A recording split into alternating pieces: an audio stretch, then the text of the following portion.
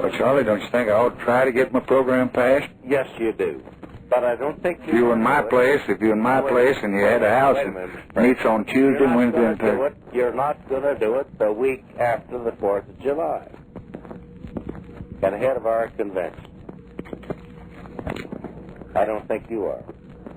And I was about to call you, Mr. President. Well, do it between now and the 4th of July. Get these things passed. You ought to hold up my poverty bill.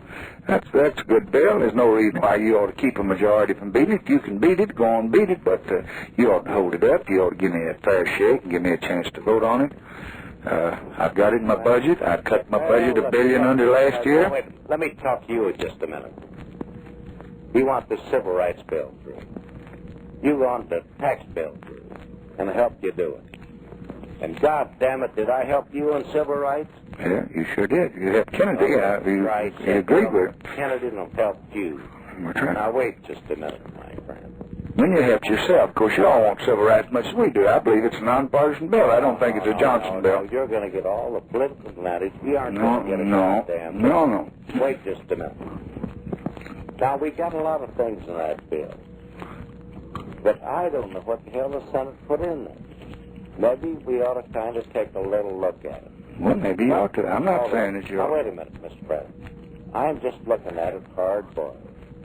And once in a while I can get hard-boiled. Well, you wouldn't want to go to your convention without a civil rights bill, would you?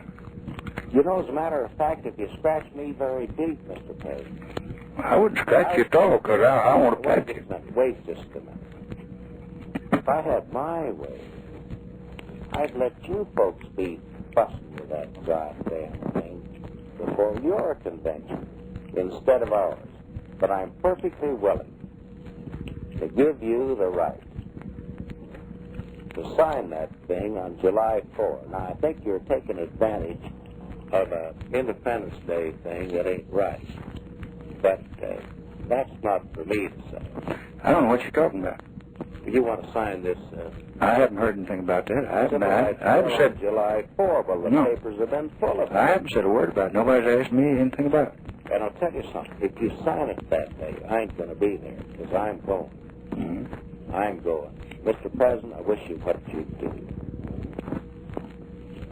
And God knows look, you got a tax bill, you got a civil rights bill, you got a hell of a lot of other things coming along. Don't press us too goddamn.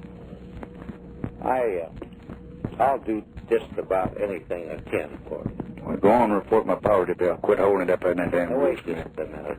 We'll get that. They've had that all debated. They've debated it. They delayed it. If you try to shove that... I'm not trying to shove. Hell, I've been trying for 6 months to even get a vote on it. Yeah. They held it up over there. I never saw such a spectacle. Every man, they were bitter and mean and vicious and in the Labor Committee. And then they got it over there, and now they're up testifying in rule. Now, let's just go back over a little bit.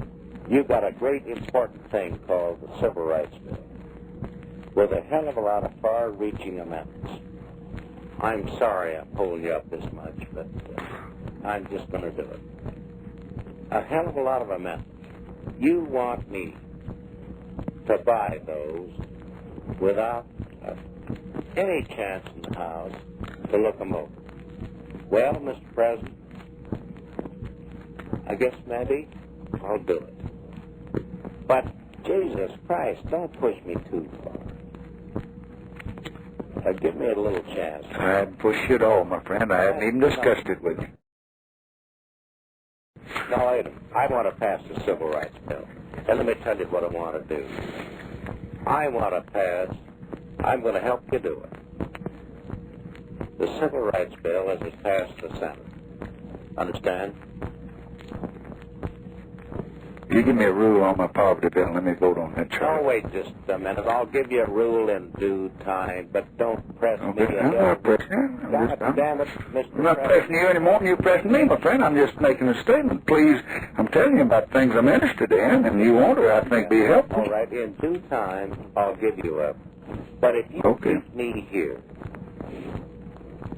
I got a deal, Mom. Well, Charlie, I don't want to sure enough try to get it acted on in the Senate, and they don't want to go into working on the bill in the hearings until we act on it in the House.